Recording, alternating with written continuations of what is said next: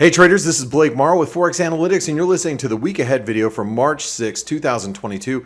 I hope you guys and gals are having a great weekend, a safe weekend. I know it's probably been a long trading week for you. I know every trading week for me feels like it's like a month long, and I'm sure I'm not the only one. We have a lot to talk about for this week's video.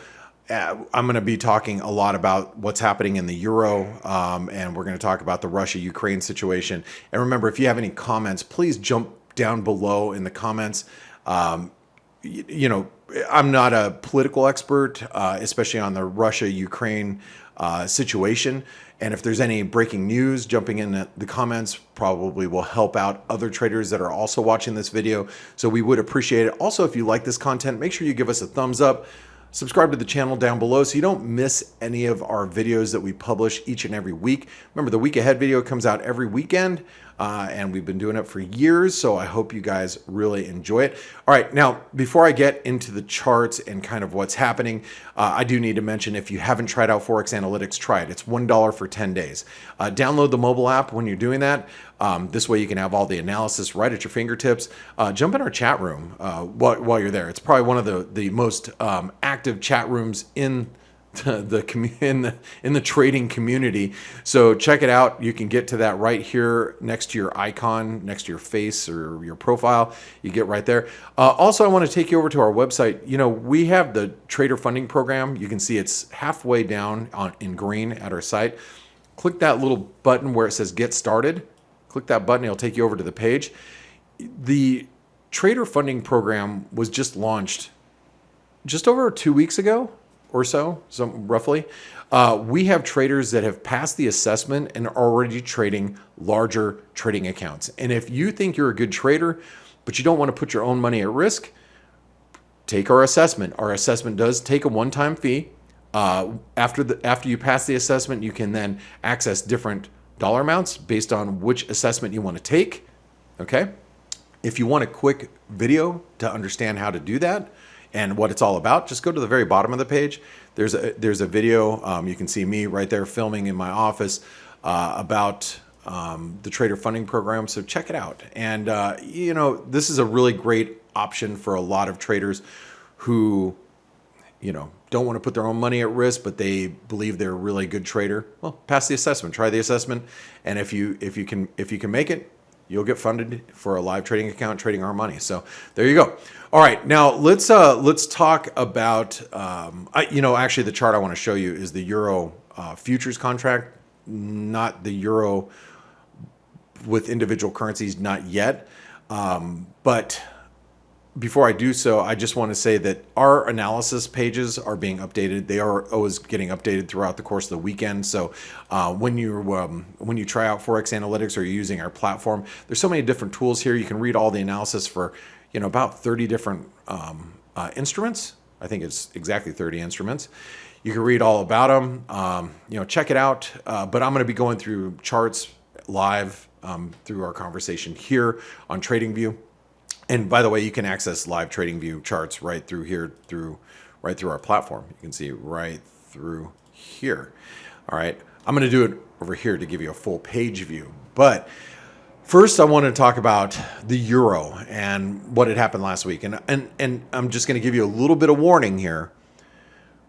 I'm going to sound kind of preachy because I took some losses this last week on small positions. You know, over the last couple of weeks, I've been discussing position size almost everywhere I could scream from every rooftop. I've been saying, hey, volatility is increasing. Everybody should be trading fractions of what they normally trade. You know, if you usually trade 10 lots, trade 2 or 3. If you trade, you know, 10 contracts, trade 2 or 3. You trade 100 contracts, trade 20 or 30. You know, trade a smaller amount than what you're normally doing because the increased volatility is bringing in, you know, some pretty massive moves. And really one of the big moves is the euro. And we're going to talk a little bit about the euro, the contract that you're seeing here. But remember, each individual pair is a little different. Okay, I happen to be trading a few euro crosses. I closed my positions knowing that the euro is really overextended to the downside. I took some losses and they ate into my profits from February. That happens, but it could always be worse. And that's the one thing you have to keep in mind when you're trading and you're trying to pick up things counter trend.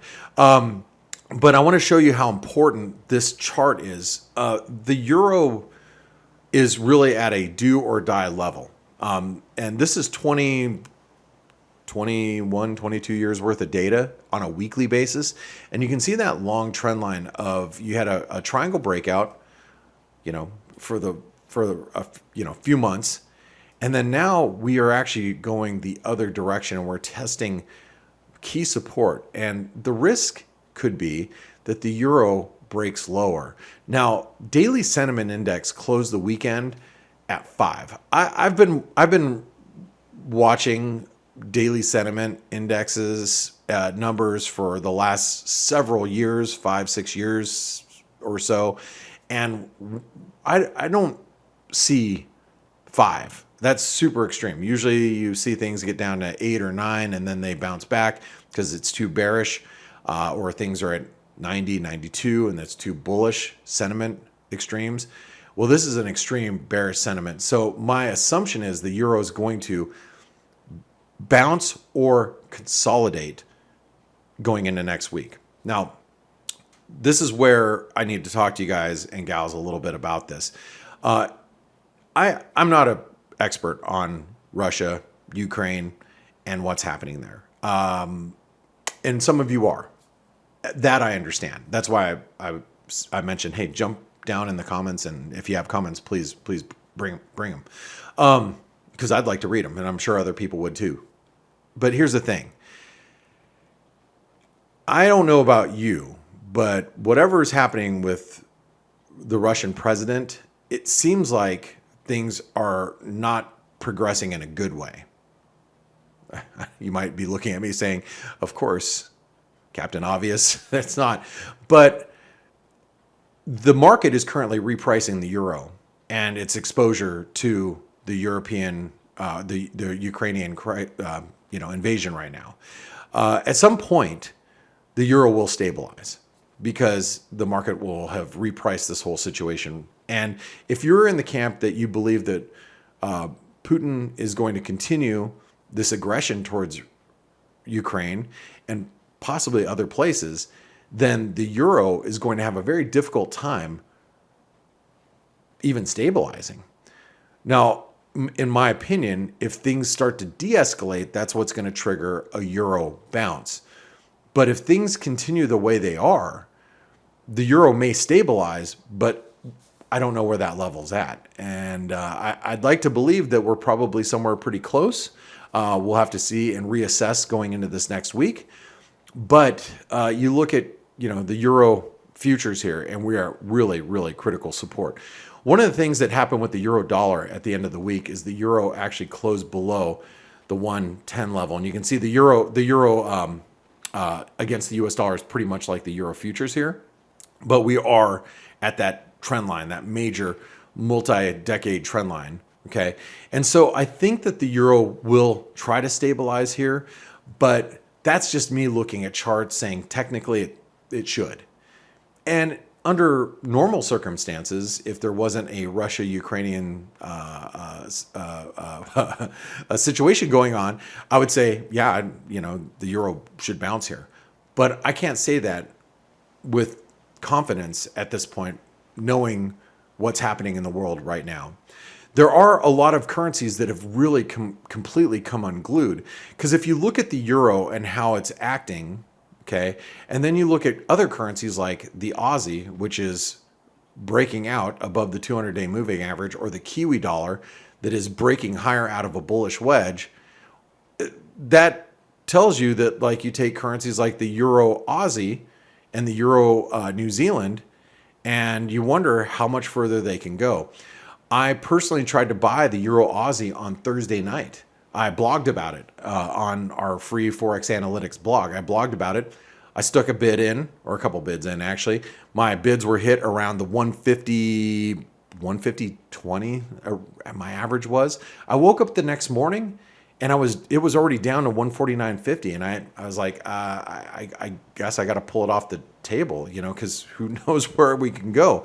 But I look at longer term, and we are nearing some pretty key levels of support. But with the rally in commodities, whether you take crude oil, you take copper, you take palladium, gold, I mean, it's kind of obvious that these commodity currencies are outpacing other currencies like the euro or the sterling, for example. So anyway, just when you're dealing with the euro, just remember it's not just the euro dollar. You have to deal with euro crosses as well. I actually took a loss trying to buy the euro yen at the end of the week this last week, and I tried to pick it up as we were near the 126.50 level. Actually, I tried to buy it twice. It didn't work. And you know what? Those losses have eroded some of my gains that I had from February. So the thing is when you trade, there are going to be these types of situations where the market is really extending itself. But if you think there's going to be a big snapback rally in the euro, and the euro is going all the way back to, from 109, and it's going to go all the way back to 115 sometime in the near future, that may be the case, but I think something's going to have to change dramatically from a geopolitical standpoint in order for that to happen. So I think it's obviously very important right now that we are spending, as much as we don't want to, spending time watching the headlines, watching what's happening with the Russia-Ukraine situation, to help us better understand what's happening with the euro and, the crosses, what's happening in commodities, so on and so forth. All right, now there is a big piece of data that's coming out this week. For those of you that are not aware, the CPI data is going to be probably the most important data this week. Now, we also have not just CPI that morning, which is Wednesday morning. We actually have the European Central Bank, which is meeting as well. So that's going to be really interesting because you've seen some of these central banks walk back the recent hawkishness. So the euro is going to be really in the spotlight going into this week, especially with daily sentiment as extreme as it is. And I'll tell you this much. Over the weekend, I had 0 euro exposure.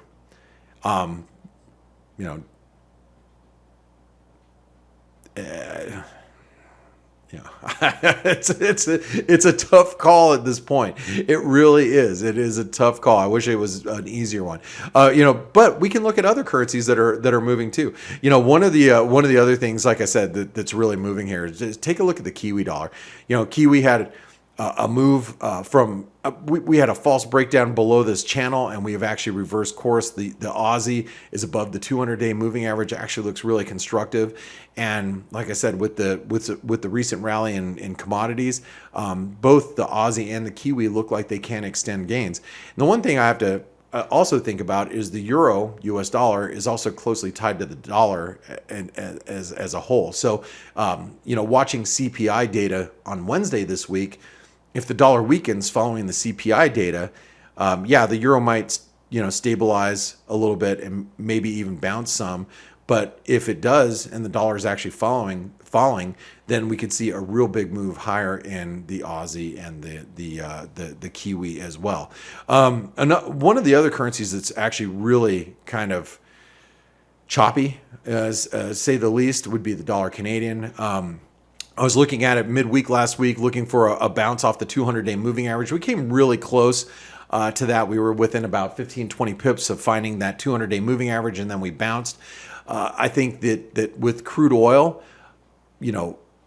rallying where and being where it's at, if you take a look at crude, we're at 115, and we look like we could go even further than that. Let's go over to a weekly chart. I actually want to get rid of that. There we go. We're approaching levels that we could see from the breakdown point way back in 2008. That level comes up around 120, 121.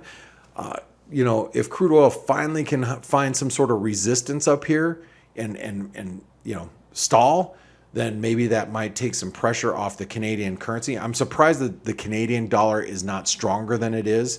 given what's happened with crude oil, just in general. Also keep in mind on Friday of this next week coming up, we have the Canadian jobs report, which I don't think is going to be a big mover, but that doesn't mean it can't move the market, of course. A couple other currencies I want to bring up to your attention right now is I want to talk about the yen, because the yen, believe it or not, I know we came under some pressure on Friday as stocks were under some pressure, which I'll take a look at the stock market here in a bit. But the dollar yen has been holding up very well considering. Now, yields are starting to come off, like in the 10-year. And so the dollar yen, I think if it gets much below 114.25, that could spell trouble for the dollar yen. Also keep in mind that we came really close to a multi-decade trend line. But I have to say, based on the current environment in equities, the yen is a lot weaker than I would have expected in today's environment. Now I'm going to wrap it up with the S&P, but before I do so, let me just say this, guys, gals, if you like these overviews that happen over the weekend, love to get a thumbs up from you on YouTube. Subscribe to the channel so you don't miss any of these videos that we do every week. Just need to throw that out there. All right, let's talk about the S&P. So if you look at the S&P, you know, based on the current environment, the S&P is holding up very well. Now, most people are arguing with European equities under pressure. You're seeing money move away from European equities. Like just take a quick look at the DAX, and you can see, you know, a great example of, you know, German stocks really under pressure, where U.S. stocks are holding up, right? That, I mean, it's I want to call it a safe haven. You know, it's just rotation. You know, one bucket into another bucket. We have not seen a mass exodus out of equities globally across the board, at least not yet. But if inflation that comes out on Friday or on Wednesday, continues to be persistently high, the question I have in my mind is, will that provoke global selling in equity markets? I know you could argue both directions, but as the Russia-Ukraine situation continues to intensify with high inflation, you know, people are going to start thinking or throwing out the S word, and it's not S-H-I-T, it's not shoot. They'll throw out the other S word. You guys probably know what I'm talking about. Like damnation, but AWOL nation,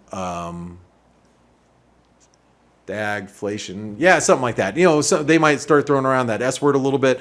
So just keep that in mind. Persistently high inflation is usually not good for growth. Usually, as long as wages, I guess, are keeping up. But we'll see. We'll see how the market reacts to CPI data this week. But I have to say, guys, it is a very, very volatile week. Here comes the preachy part. Very volatile week. I hope volatility can calm down just a little bit, but in case it doesn't, make sure you're trading smaller positions, wider stops to compensate for those bigger moves, and smaller positions so those bigger moves don't really impact your P&L all that much. I have to say personally that my P&L has been impacted a lot less than it could have been. That's for sure. But remember, you have to preserve capital so you can be around to trade when those opportunities present themselves. And that's the most important thing, capital preservation in times like these. So be safe, trade safe. And guys and gals, I'll be talking to you on Monday on the F.A.C.E webinar. It's free. I'll see you there. Have a great remainder of your weekend. Hey traders, this is Blake Morrow with ForexAnalytix. Thanks for stopping by our YouTube channel. Don't forget to like these videos, share them, and subscribe to our channel so you don't miss any of the content that we provide here for free. Thanks for stopping by. I'll see you in the next video.